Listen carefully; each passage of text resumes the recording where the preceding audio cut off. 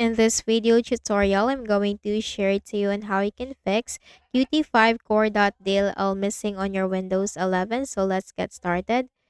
First is you have to check your system type. So go to the Windows search bar and simply type system info. Click on it under the best match. Take note of your system type and then open a browser and then search for the missing DLL file. Just put download and then hit enter.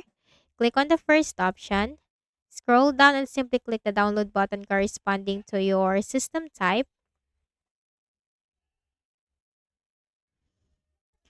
Once downloaded, click on the folder icon.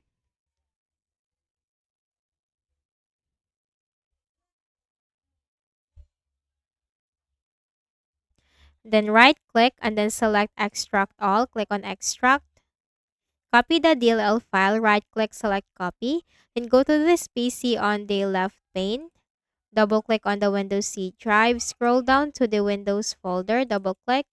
Locate the System 32 folder. So if you're a 64-bit Windows, go to System 32. If you're a 32-bit, go to SYS Wow 64. Right click and then select paste. Click on continue. Now once done, close everything. Then right click at the start button, shut down or sign out and restart. Next method, open a browser again and search for Visual C++ redistributable and hit enter. Click on the first option.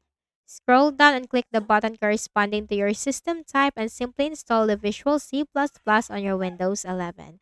So that's it, and I hope this video helped you. Kindly please do not forget to hit the like button and subscribe to this YouTube channel. Thank you for watching the video.